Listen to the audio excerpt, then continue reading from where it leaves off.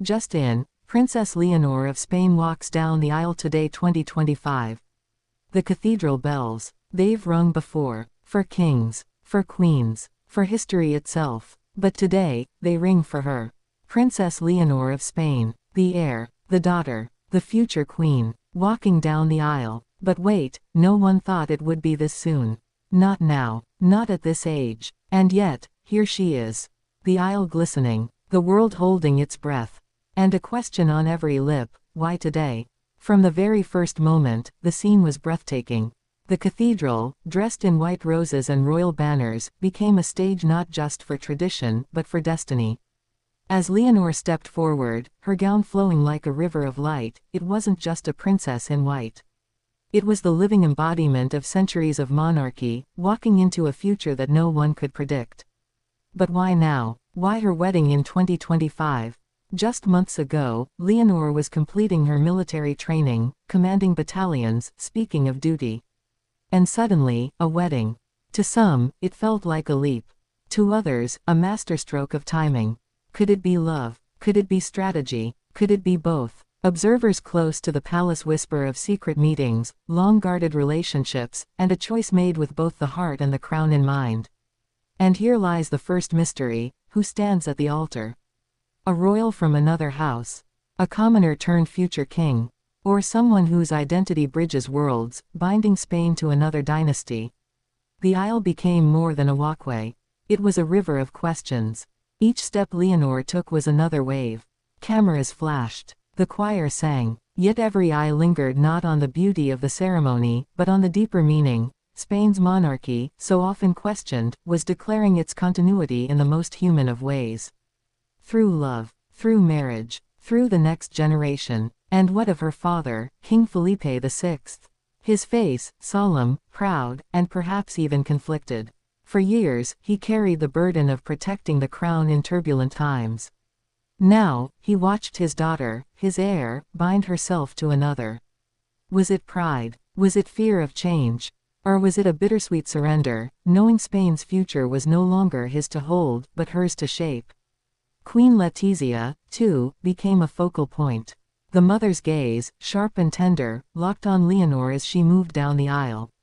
Once, she was the outsider, a journalist who stepped into royalty. Now, she watched her daughter step into history.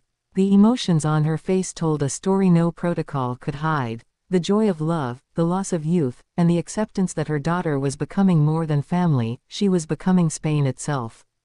But perhaps the most striking reactions came from abroad. Across Europe, royal houses tuned in. King Charles, often stoic, was said to have leaned forward in interest. In Denmark, Princess Mary reportedly remarked on Leonor's composure. Even whispers from the White House suggested that American eyes were locked on Spain that day, seeing not just a wedding, but a symbol of stability and continuity in a turbulent world. Yet, as the vows drew closer, another curiosity emerged: the crowd outside. Tens of thousands filled the streets of Madrid, waving flags, holding signs, some weeping, some cheering. For many Spaniards, the monarchy has been questioned, criticized, even doubted. But on this day, as Leonor walked the aisle, the nation seemed united, if only for a moment, in awe of their princess. And the groom, his identity became not just a question of romance, but of politics. If royal, the marriage tied dynasties. If commoner, it signaled modernity. If foreign, it meant alliances beyond borders. Whoever he was, his presence beside Leonor would reshape Spain's story. And so, with every step she took toward him, the weight of nations seemed to rest upon her shoulders. But the aisle is long. And in that length lives tension. The tension between tradition and modernity. Between love and duty. Between personal desire and national destiny. Each step was not just a moment, but a negotiation with history. Would Leonor bend under its weight? Or would she, with grace and poise, turn it into her strength? When she reached the altar, silence fell. Not just in the cathedral, but across Spain, across Europe, across the world. For that silence was the pause between the past and the future. Between the Spain that was and the Spain that will be.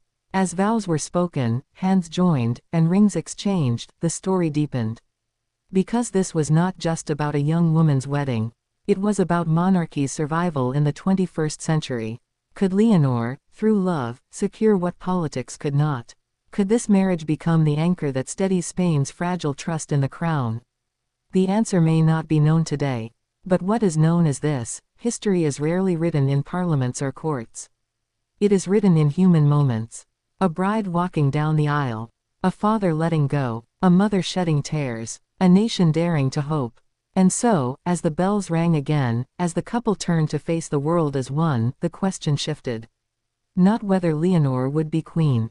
That much was destined. But what kind of queen she would be. A queen of tradition. A queen of modern love. Or a queen who finds a way to blend both, carving a path no one expects. Because today was not just a wedding. It was a coronation of the heart.